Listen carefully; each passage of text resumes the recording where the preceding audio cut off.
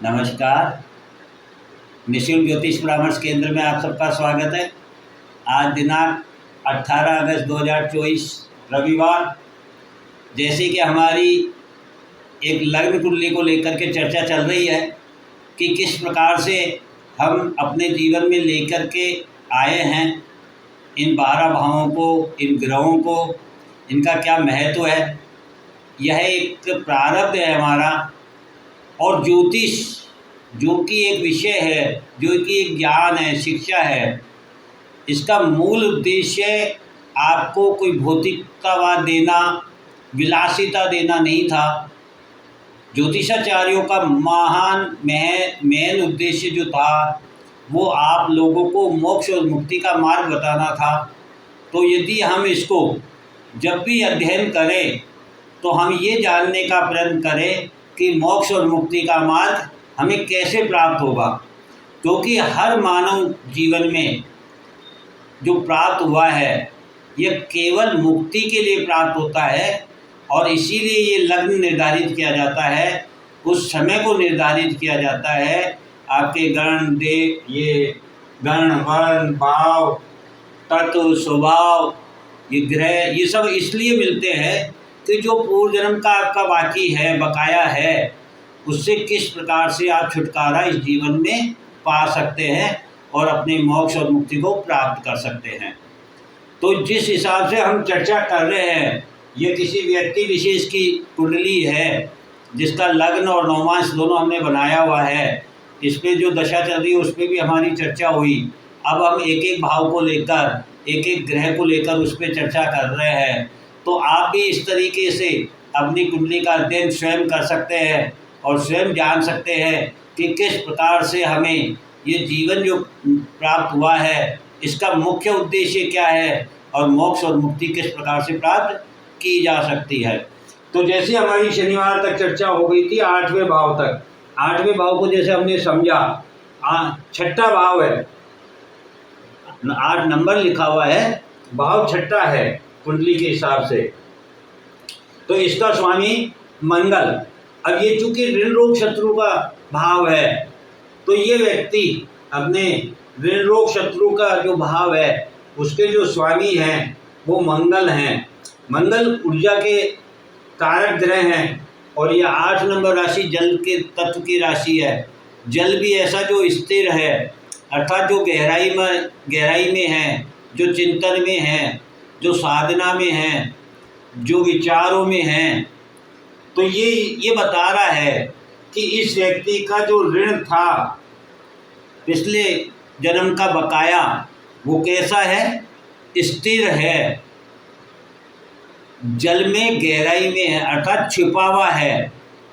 और वह स्वामी कहाँ जाके बैठा, कुटुंब में, अर्थात वह छिपा हुआ ऋण, छिपा हुआ शत्रु, छिपा हुआ रोग इस व्यक्ति को कहाँ प्राप्त हुआ, पूर्व जन्म का कुटुंब भाव में। और ठीक इसी प्रकार से हम इस आगे की चर्चा करते हैं। तो जैसे सप्तम भाव आता है, अब सप्तम भाव में 9 नंबर लिखा हुआ है।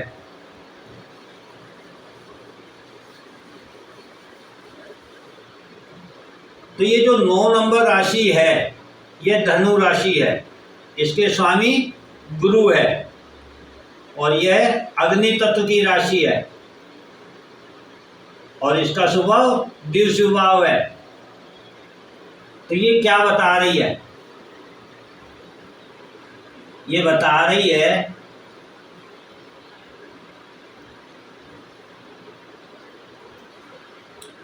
हमारे ज्योतिषाचार्य बताते हैं कि ये 7वें घर से दाम्पत्य भाव, पार्टनरशिप, आपके लाइफ पार्टनर, बिजनेस पार्टनर का होता है।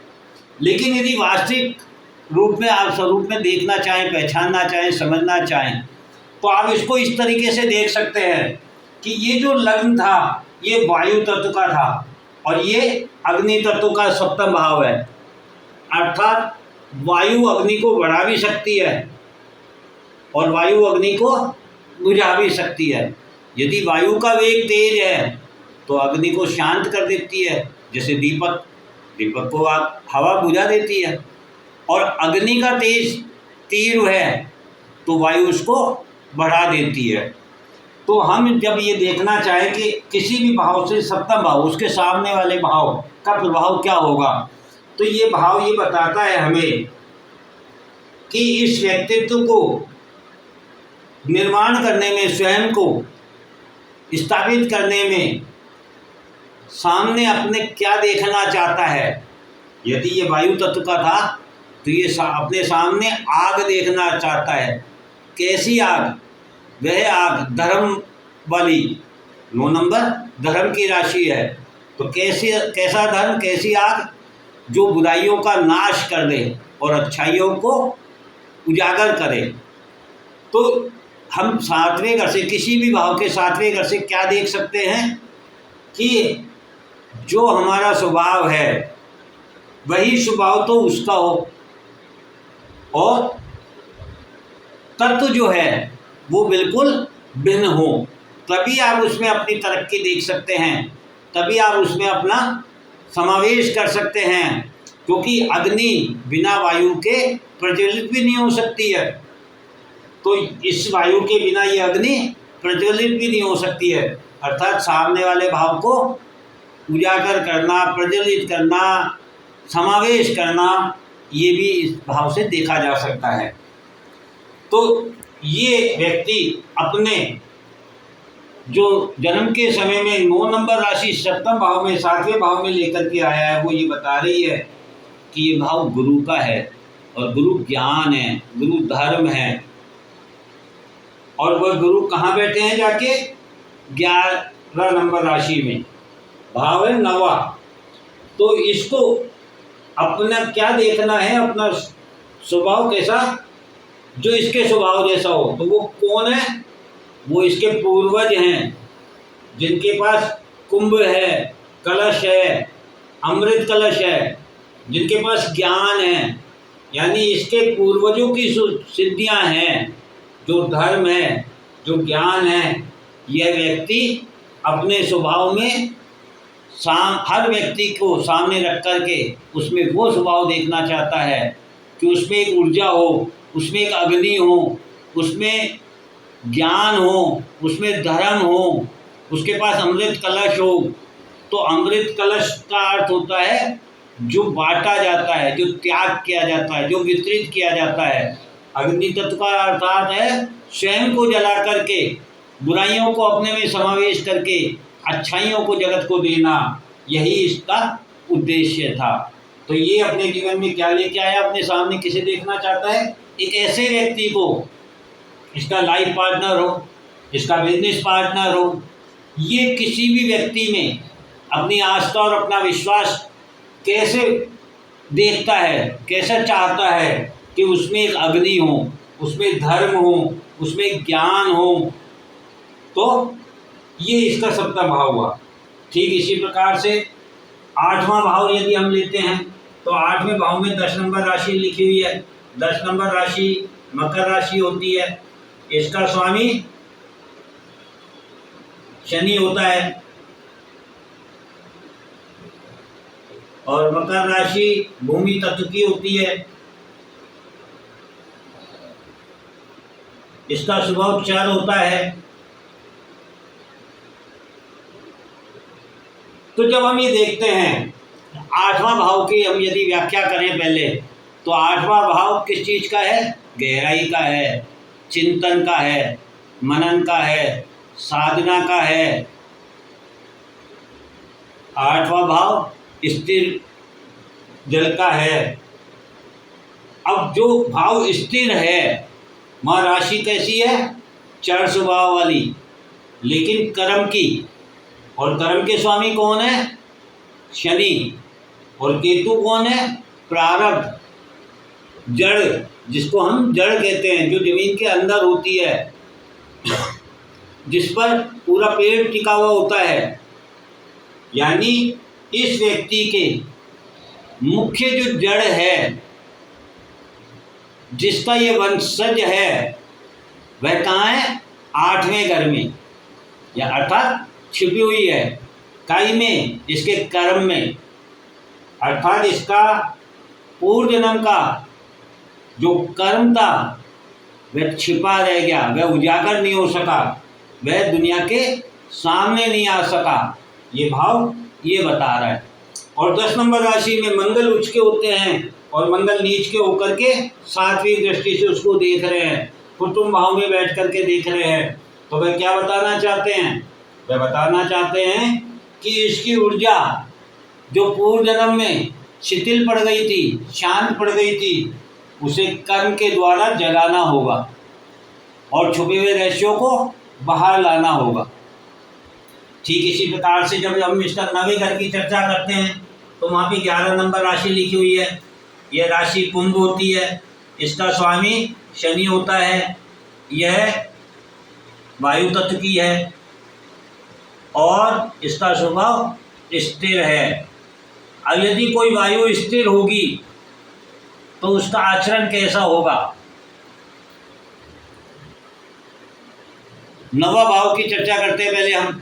तो नवा भाव किस चीज़ का है? हमारे धर्म का है, हमारे पूर्वजों का है, हमारे ज्ञान का है, उच्च ज्ञान का है।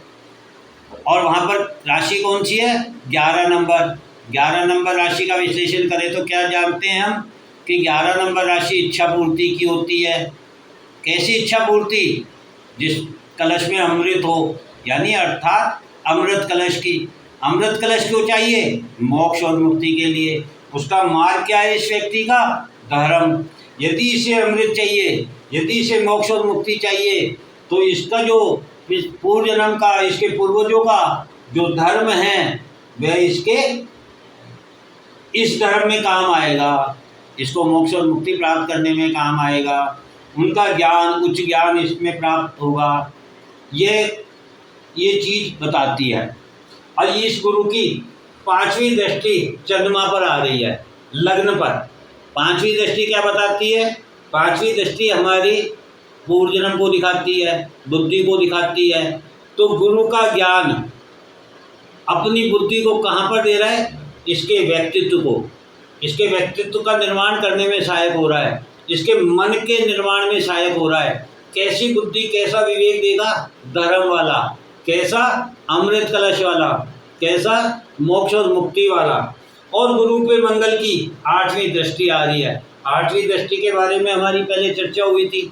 जो मंगल 1 नंबर भाव में अपनी पूर्ण ऊर्जा के साथ होता है, वही मंगल 8वें भाव में जाकर या 8वीं दृष्टि में अपने आप को जल में समावेश कर लेता है, गहराई में चला जाता है, चिंतन और मनन में चला जाता है। उसकी ऊर्जा स्वयं को जानने के लिए लगाई जाती है।